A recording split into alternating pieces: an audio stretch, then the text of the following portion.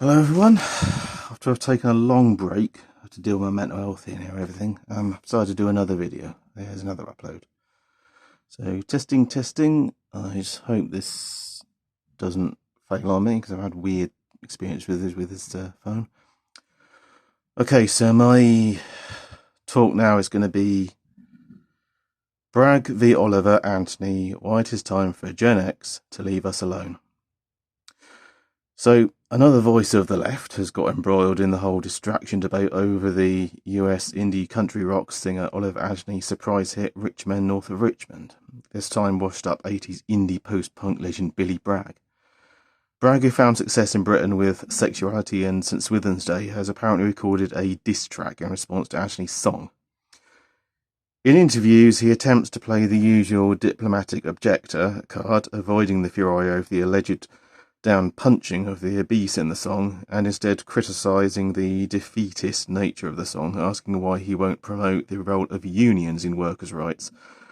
However, in an interview on Times Radio recently, he ended up answering his own question when he revealed on air that companies in America can fire staff who join unions. In other words, Bragg and his diss track are nothing more than him talking out of his behind. The thing is, he isn't stupid. He knows plenty about unions. He knows perfectly well that when it comes to Anthony's song, Bragg is full of shit. His reason, then, for jumping on Oliver's bandwagon is the same so many other washed-up Gen X stars who haven't yet shuffled off this mortal coil for wanting to involve themselves in some way with today's stars of the Zoomer and Millennial generations. He is looking to steal some of that attention for himself. Bragg is not alone in his attempt to force himself on the spotlight of a younger artist whose fame he has done nothing to help them get.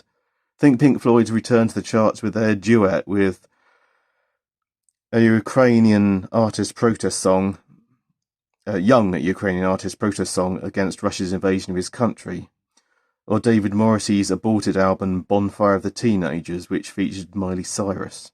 Ostensibly, the duet came about as a result of Cyrus being a Morrissey fan, but ultimately, by bringing an artist of the Gen M era, Morrissey was finding a way to get an audience among millennials and Zoomers. The most cringiest, though, was Elvis Costello, who met, I believe, Olivia Rodrigo at an awards bash and gushed over his encounter with her at the press. What is so ironic about this is that these artists of Generation X come from a wave of rebellious sex, drugs and rock and roll youth who were very reactionarily strict in ensuring whoever they left in among their various tribes, goths, punks, metalheads, Madonna fans, etc., parents from the boomer generation were to be kept firmly out. "This is our culture," they screamed. "You have had your day." For the most part, the boomers respected them this, with even while decrying often hysterically the degeneracy of the clothes they wore and the music they listened to. And occasionally the Xers were prepared to allow the boomers some sympathy. A sketch in the 80s comedy show Not the 9 O'Clock News featured a pair of shop clerks mocking an increasingly bewildered old man for asking if they stocked gramophones.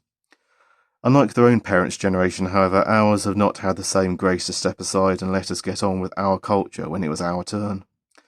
I remember my much older sister, bless her, asking if she could meet my friends at college and being hurt and surprised when I put my foot down and gave a firm no in response. This was in the era of nu metal, skater punk and UKG and Eminem, and there was simply no way I was going to allow a Dayglow raver punk from the 80s to crimp my style and embarrass me in front of my tribe by pretending she was down with them. Millennial is an appropriate term for my generational crowd. Our era was around the years of the 2000s early on, and we soon gave way to what were known at the time as the MTV generation, who came around blink and you will miss it style during the years 2005 to 2009, and who mostly split into two tribes, the indie sleaze kids and the so-called emos.